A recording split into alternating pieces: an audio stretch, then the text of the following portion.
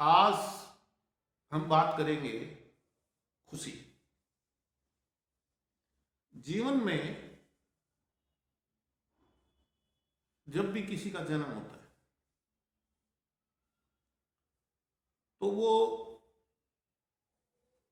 मां के गर्भ से जब बाहर आता है तो रोते हुए आता है, क्योंकि उस समय उसको काफी दुख तकलीफ का सामना करना पड़ता है। और जैसे ही वो इस परमात्मा के आभामंडल में आता है, परमात्मा के इस जीवन में आता है, तो धीरे धीरे वो जो शरीर है वो बड़ा होने लग जाता है। और फिर जब वो इस संसार में आया तो उस समय बड़ी तकलीफ के साथ आया था। तो वो सारा जो तकलीफ है, क्योंकि उसके मन पे जो पहली जो चोट लगी है वो दुख या तकलीफ की लगी। फिर वो सारा जीवन जो है एक ही बात पे ध्यान रखता है कि मुझे सुख और खुशी मिले, क्योंकि एक अनचाही या अनविचारणीय या कुछ भी समझ लीजिए, एक दुख के साथ उसका जन्म हुआ है, क्योंकि उसको तकलीफें उठानी पड़ी। फिर वो ताजिंदगी खुशी ढूंढने में लग जाता है और लगातार जीवन में उसको खुशियां मिलती भी रहती हैं।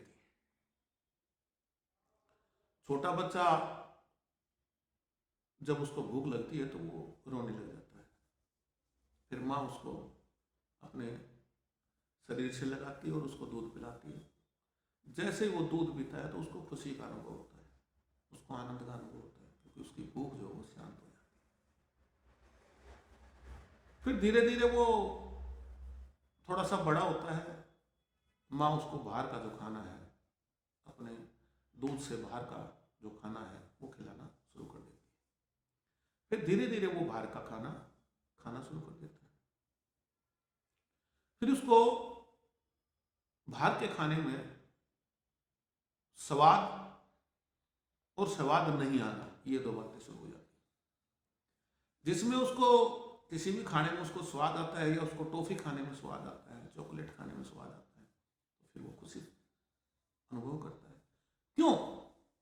जिसमें उसको स्वाद नहीं आता उसको क्यों नहीं खाना पसंद करता? क्यों? क्योंकि उसमें उसको कहीं ना कहीं वो जीवन का पहले दिन का जो अनुभव है, दुख का अनुभव, वो उसमें उसको नजर आने लग जाता है।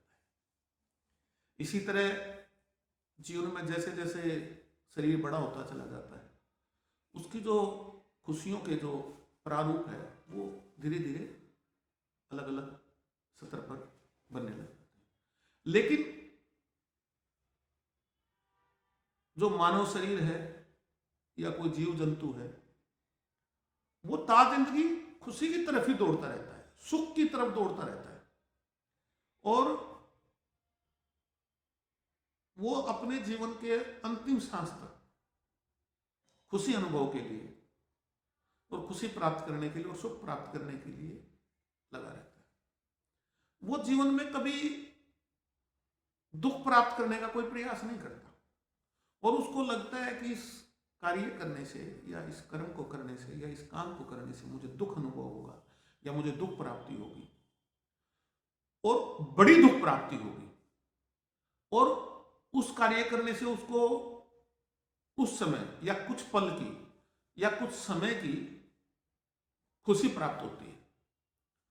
तो खुशी के प्रति एक जीव आत्मा का इतना लगाव, इतना प्रभाव, इतना ज्यादा स्वार्थ होता है कि वो एक बड़े दुख प्राप्त करने के लिए भी, बड़ा दुख प्राप्त करने के लिए भी उस छोटी खुशी के अनुभव के उस कार्य को कर देता है। क्योंकि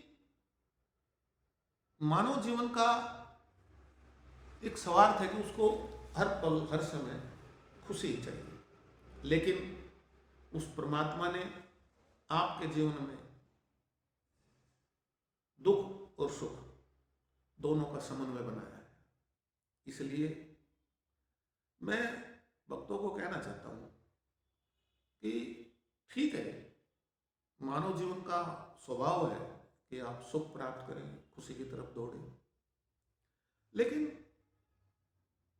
दुख क्या आपसे छूता है? दुख के साथ तो आप पैदा हुए थे, वो तो आपके दिल में, दिमाग में, शरीर में पहले दिन से ही है। जबकि खुशी आपके दिल दिमाग में पहले दिन से नहीं है। इसलिए आप लोगों को दुख को भी उसी तरह अनुभव, उसी तरह व्यवहार में, उसी तरह प्राप्त कर लेना चाहिए। क्योंकि अगर आप छोटे दुख को आज प्राप्त करते हो, संघर्ष का जीवन प्राप्त करते हो, क्योंकि संघर्ष दुख का कारक है।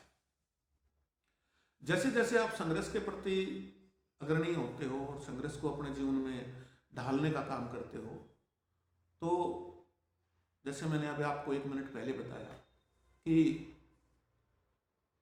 खुशी के प्रति इंसान इतना पागल है कि उसको पता है कि छोटी खुशी है, मुझे कुछ समय के लिए मिलेगी, लेकिन एक बड़ा दुख इस खुशी के पीछे खड़ा है। लेकिन उस छोटी खुशी के अनुभव के लिए और उसको प्राप्त करने के लिए बड़ा दुख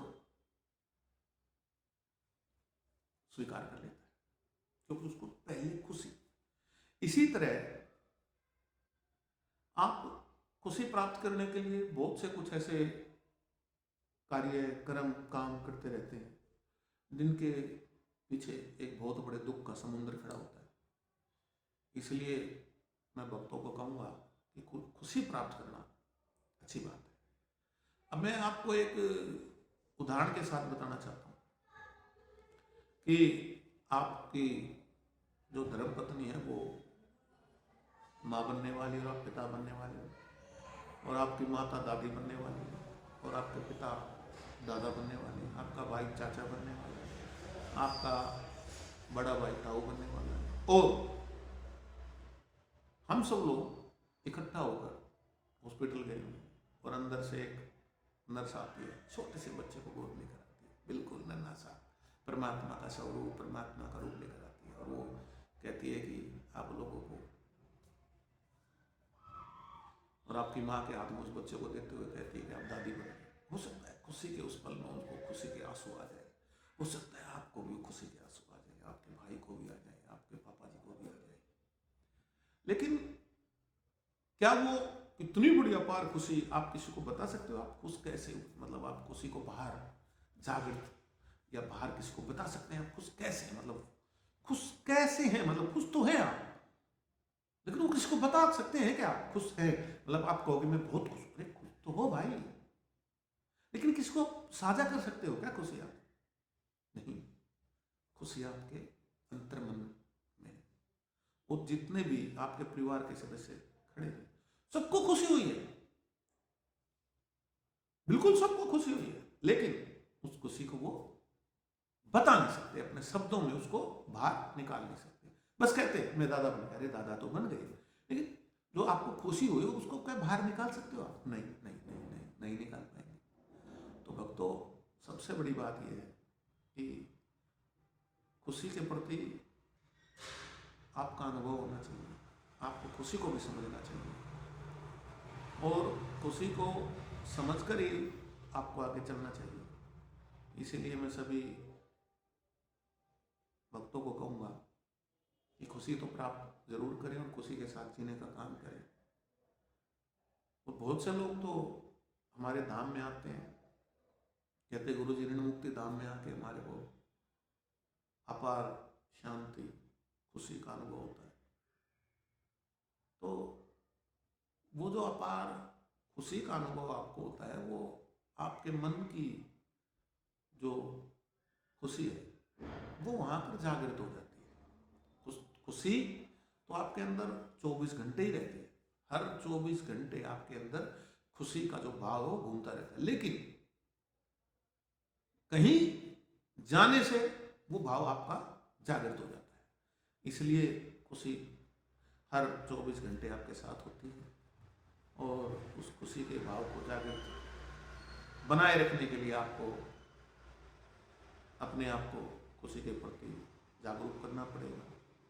जो भी हमारे ऋण मुक्ति धाम में भगत जन आते हैं और उनको खुशी का भाव वहाँ कर जागृत होता है, तो मैं कहूँगा कि आप आते रहें, मिलते रहें।